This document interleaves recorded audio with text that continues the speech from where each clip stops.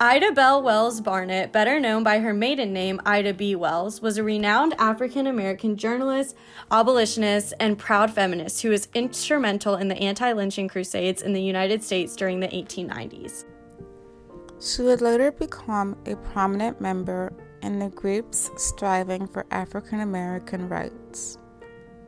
She worked to end sexism and racism throughout the South and all of America.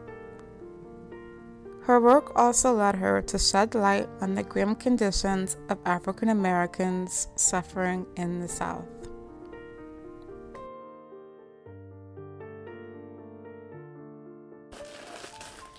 Ida was born a slave in Holly Springs, Mississippi in the summer of July 16, 1862, during the times of the Civil War.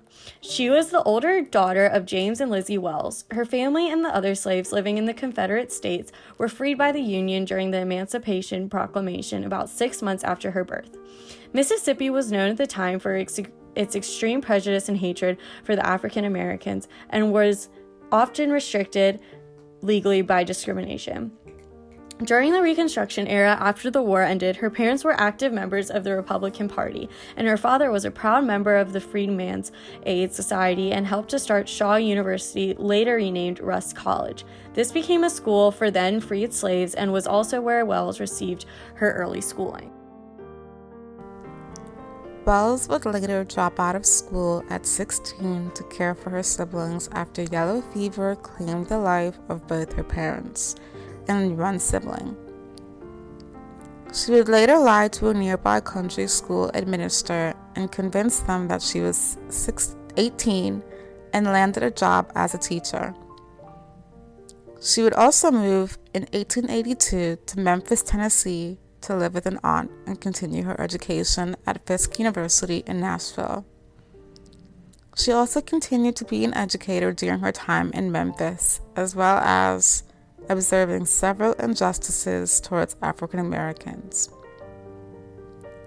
She also became a vocal critic of the conditions of Black-only schools in the city, and in 1891, she was fired from her job because of it.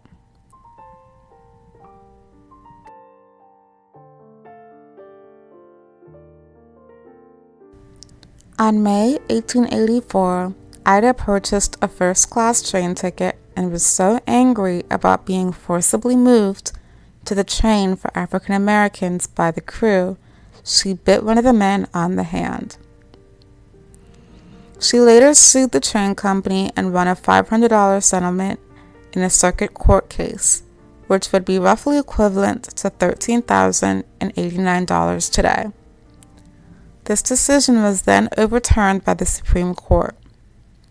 This decision angered Wells, but she would then turn her attention to lynching of Black men and white mob violence. The lynching of her friend and 2 other African American men by a lynch mob made her a vocal activist, decreeing the lynchings and spending months of her life risking her safety to research other lynchings. The death threats would become so bad that she was forced to relocate to Chicago, Illinois. Her writings would push the boundaries and anger many whites. One incident where angry whites stormed her office and destroyed all of her equipment, as well as giving her several death threats. After that, she would return to Memphis.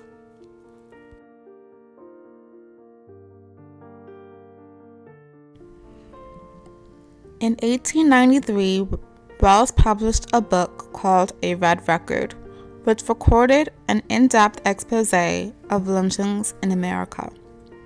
The book shed light on the treatment of Black people living in the South and was a detailed record of lynchings and statistics in the South. Here you will see a screenshotted excerpt from her book that I personally found profound. It states, 8 Negroes lynched since last issue of the Free Speech. One at Little Rock, Arkansas last Saturday morning, where the citizens broke into the penitentiary and got their man. 3 near Anniston, Alabama, and 1 near New Orleans, and 3 at Clarksville, Georgia. The last 3 for killing a white man, and 5 on the same old racket. the new alarm about raping white women. The same program of hanging then shooting bullets into the lifeless bodies was carried out to the letter. Nobody in this section of the country believes the old threadbare lie that Negro men rape white women. If Southern white men are not careful, they will overreach themselves and public sentiment will have a reaction. A conclusion will then be reached which will be very damaging to the moral reputation of their women. But threats cannot suppress the truth, and while the Negro suffers the soul deformity resultant from 2.5 centuries of slavery, he is no more guilty of this vilest of all vile charges than the white man who would blacken his name. In her book, Ida has a chapter dedicated to lynching law statistics, which contains the names, dates, and reasons for the lynchings. Reasons included, but not limited to, arson, suspected robbery, assault, attempted rape, burglary, wife beating, attempted murder, self-defense, and many other suspected crimes committed by African Americans. In 1898, Wells brought anti-lynching talks to the White House, leading a protest in Washington. She called on then-President William McKinley to make reforms to protect African Americans. Mary Baldwin University, an all-girls university in Staunton, Virginia, has an Ida B. Wells Living Learning Community open to first-year women of African descent. This program focuses on the engagement and multicultural programming and community service. It is run by Reverend Andrea Cornett Scott and committed to inclusivity.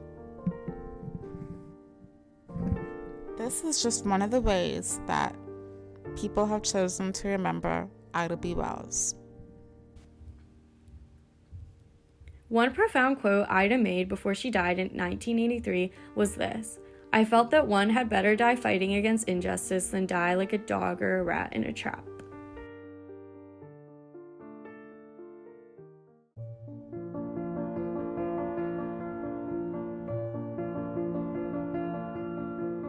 Wells became a leader in anti-lynching and essentially almost invented it, I would say, because of a sort of terrible personal experience she had. It was a terrible lynching in Memphis in which 3 black men were killed, and one of them was a man named Thomas Moss, a local businessman as well as a local mailman who was a friend of Wells along with his wife.